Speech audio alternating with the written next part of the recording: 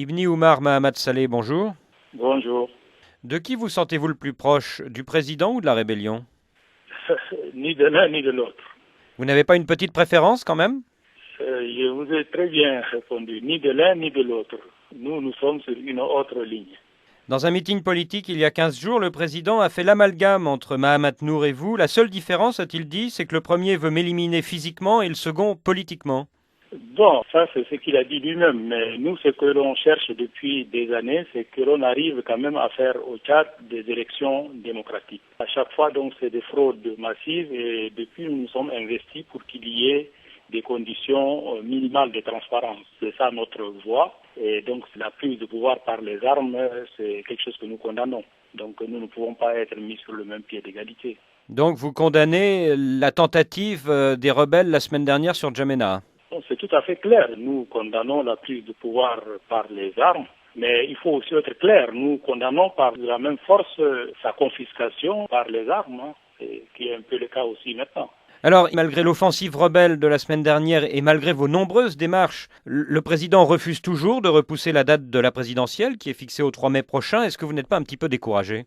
Découragé, non, on n'est jamais découragé dans ce que nous faisons. C'est la lutte politique, c'est une lutte de longue haleine. Ce que l'on constate, c'est qu'il y a une fermeture complète donc de la porte du dialogue, et ça par la faute du président Déby. Donc nous continuons notre lutte. Il est clair que ces élections qui sont prévues là, c'est vraiment surréaliste. Le pays est en état de guerre. Et la ville de N'Djamena, même dans certains quartiers, c'est une sorte d'état de siège qui ne dit pas son nom. Et c'est une élection où on peut dire quand même que c'est Déby contre Déby. Donc il serait bon, et ce n'est jamais trop tard, qu'on revienne à des sentiments normaux et que l'on puisse dire que non, on a trop fait du mal à ce pays-là et on arrête le processus électoral, on s'engage dans la discussion avec les autres Tchadiens afin de voir qu'est-ce qui ne va pas et trouver une porte de sortie. Je dirais même qu'au contraire, l'élection du 3 mai va aggraver la crise et va nous plonger dans une guerre civile généralisée. Malgré toutes vos démarches, la communauté internationale n'a pas fait grand-chose pour persuader Idriss Déby Itno de dialoguer avec vous. Est-ce que la bataille de N'Djamena peut changer quelque chose? Bon, le fait qu'il y ait la crise et, disons, la guerre est venue au cœur de N'Djamena, au fait que ce n'est peut-être pas encore fini, pourrait peut-être amener les partenaires à faire plus de pression, puisque le Conseil de paix et de sécurité de l'Union africaine, lors de sa séance donc de la semaine dernière, a dit qu'il faut une solution politique au problème que connaît le Tchad. Et le fait quand même que le Conseil de paix et de sécurité s'est saisi de cette question-là, c'est quand même important en tout cas. Il faudrait suivre. Donc vous placez vos espoirs dans l'Union africaine? Bon, il y a l'Union africaine appuyée par les restes de la communauté internationale. Que pensez-vous du rôle de la France actuellement? Bon, nous pensons que la France n'a pas vraiment joué pleinement son rôle.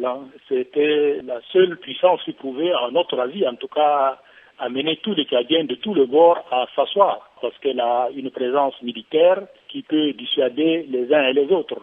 Et ça, c'est regrettable. Et que pensez-vous du soutien logistique que l'armée française a apporté à l'armée tchadienne la semaine dernière? Bon, ce qu'il dit, c'est qu'ils auraient dû plutôt nous amener à nous asseoir au lieu de nous aider à nous entretuer. Alors si la France a apporté un soutien, c'est notamment parce qu'elle soupçonne le Soudan d'aider les rebelles tchadiens. Est-ce que de fait l'appui de Khartoum aux rebelles n'est pas un petit peu encombrant pour ceux-ci et ne nuit pas à leur crédibilité? Vous savez, ici au Tchad, c'est une longue tradition de mouvement de rébellion, ça ne date pas d'aujourd'hui. Et pour les Tchadiens, en tout cas, M. Idriss Déby est venu au pouvoir grâce à l'aide donc du Soudan également. C'est la même chose. Donc ça n'émeut pas outre mesure les Tchadiens. Mais de fait, est-ce que le Soudan ne soutient pas les rebelles du FUC?